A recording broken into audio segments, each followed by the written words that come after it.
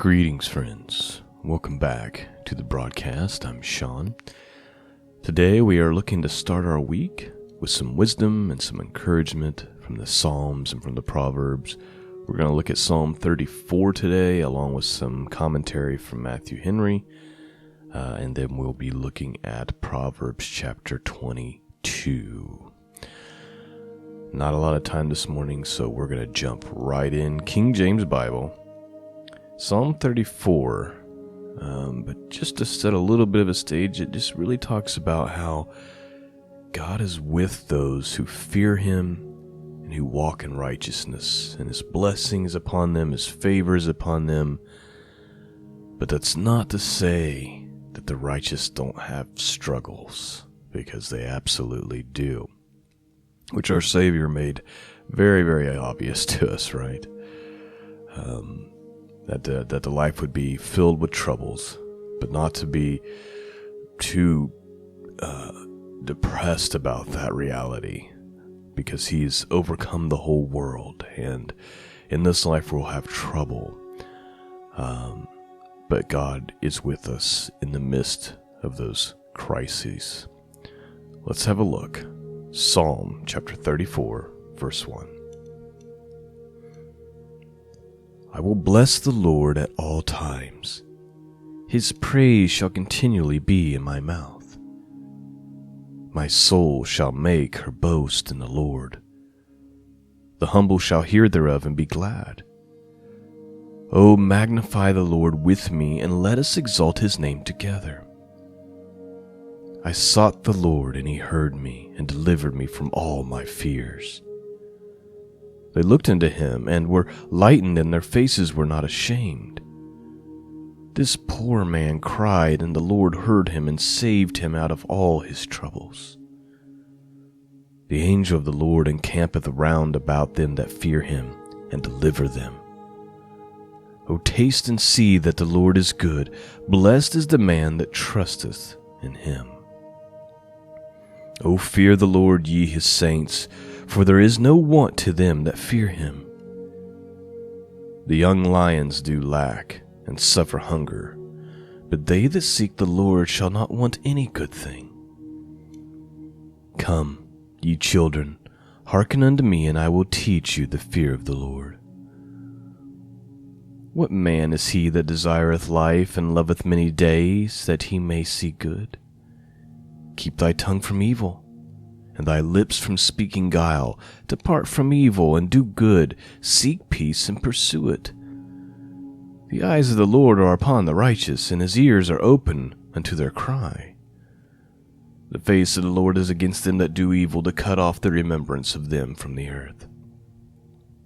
The righteous cry, and the Lord heareth, and delivereth them out of all their troubles.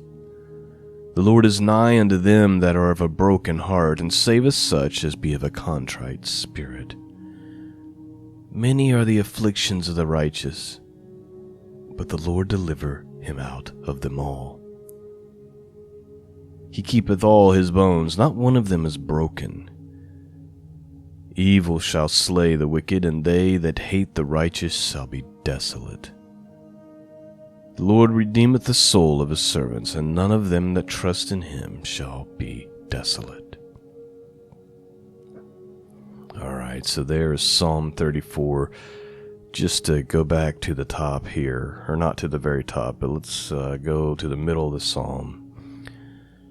He asks a question: what is he that desireth life, and loveth many days, that he may see good? And then he gives some instruction on how to make that possible. Verse 13, keep thy tongue from evil, and thy lips from speaking guile. There's so much wisdom in the Bible about our mouths, our tongues. Depart from evil and do good. Seek peace and pursue it. The eyes of the Lord are upon the righteous, and His ears are open unto their cry. The face of the Lord is against them that do evil, and He'll cut the remembrance of them off from the earth. The righteous cry, and the Lord heareth, and deliver him out of the troubles. And in verse 19, here's a reality. I wish it wasn't a reality, but it is a reality in our lives. Verse 19, many are the afflictions of the righteous, but the Lord deliver him out of them all. Before I move on to our proverb for this morning, I want to read some commentary from Matthew Henry. It's not real long, but it speaks to those verses that I just reiterated there, verses 11 through 22. Here's what he says. He says, let the young person set out in life with learning the fear of the Lord. If they desire true comfort here and eternal happiness hereafter, those will be most happy who begin the soonest to serve a good master. All aim to be happy. Surely this must look further than the present world, for a man's life on earth consists of but few days, and those of trouble. I don't know if you caught that, so let me just say it again. He's saying, obviously, everyone wants to be happy, right? Everyone aims to be happy. But in order for that to be a reality, you kind of have to look further than the present. You have to kind of look further than this present world. Why? Because your life on earth is but a few days, right? Like, you're really not here that long. Like, we think we're all the center of the universe, but we're just a blip on the map, aren't we? On the timeline, aren't we? He says, man's life is but a few days, and those are full of trouble. So you only have a few days on earth, a short period of time, and you're going to have a lot of trouble during that period of time. So if you're basing your happiness off of this world, if that's like the only thing that you can look to for happiness, you're going to be disappointed. Continuing on with Matthew Henry's commentary, what man is he that would see the good of that where all bliss is perfect? Alas, few have this good in their thoughts. The religion promises best, which creates watchfulness over the heart and over the tongue. It is not enough to do hurt, we must study to be useful and to live some purpose. We must seek peace and pursue it, be willing to deny ourselves a great deal for peace sake. It is the constant practice of real believers when in distress to cry unto God, and it is their constant comfort that He hears them. The righteous are humbled for sin and are low in their own eyes. That's an important distinction. There's no room for pride in the minds and hearts of the righteous. Like, you kind of can't be both. The righteous are humble, and they're low in their own eyes. I see a lot of pride sometimes in people who claim to follow Christ. The thing about pride is it's kind of like bad breath. You don't realize you have it, but everybody around you knows. Anybody who gets close to you can see it. Continuing on with the commentary, nothing is more needful to true godliness than a contrite heart, broken off from every self-confidence.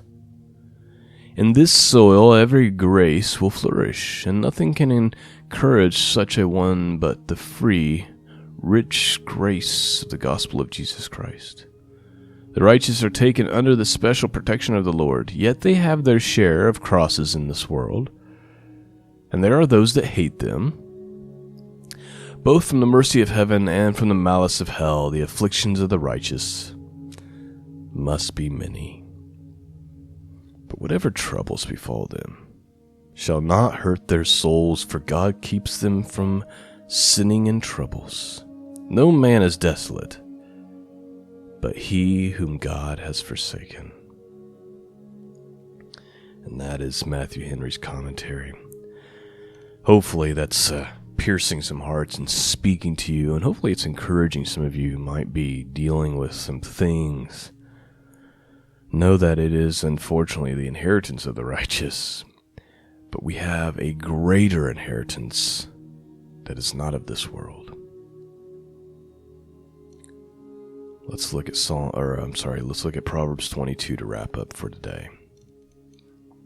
Some wisdom, some more continued contrast and warnings and instructions.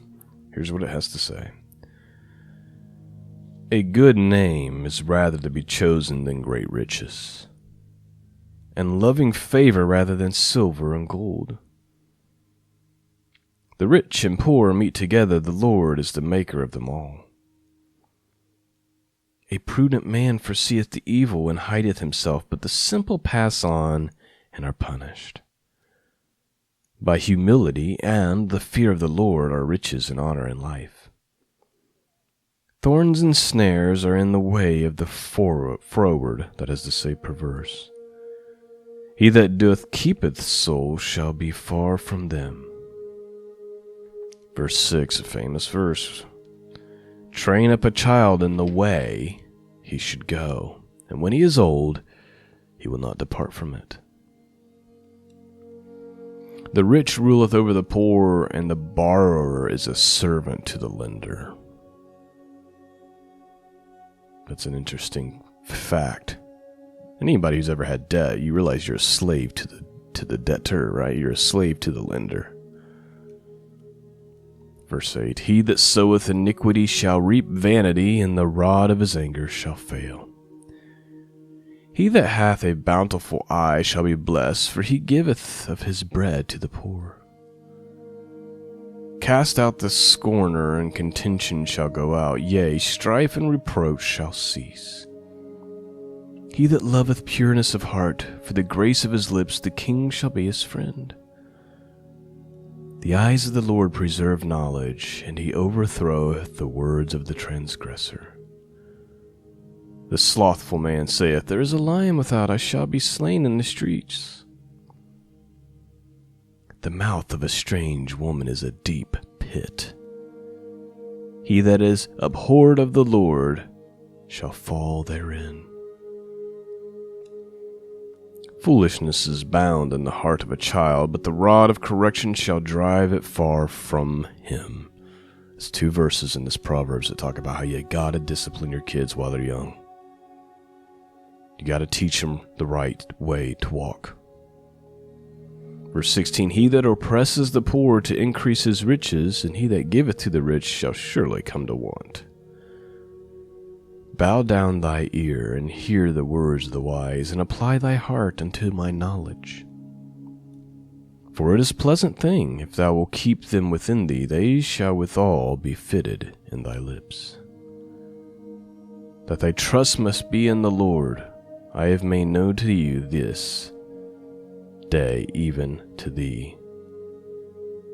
Have I not written to thee excellent things in counsel and knowledge, that I might make thee know the certainty of the words of truth, that thou mightest answer the words of truth to them that send unto thee?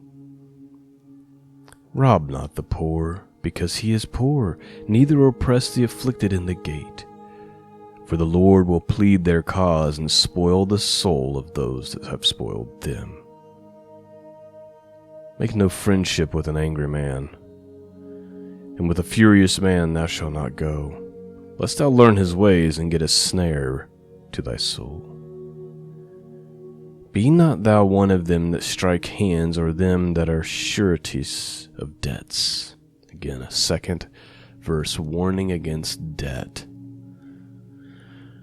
If thou hast nothing to pay, why should he take away thy bed from under thee? So he's making a point, if you don't have any debt, they can't come and repossess, can they? Or take things from you because you owe them money. Verse 28, Remove not the ancient landmark which thy fathers have set. We kind of forgot about that in the United States, didn't we? Seest thou a man diligent in his business? He shall stand before kings, and shall not stand before mean men. That is the end of our Psalms and of our Proverbs for today. I hope that you've received some wisdom and some encouragement. I realize that sometimes these are short, but we just, rather than just ramble or whatever, if I don't feel led to say a whole lot, and just let the words speak for themselves rather than just fill airtime with my own personal thoughts. I pray you've been blessed. Lord willing, I'll be back with you again on Wednesday. Thanks for listening. Thanks for praying and supporting the podcast. Peace and grace be with all of you. And until next time, God bless.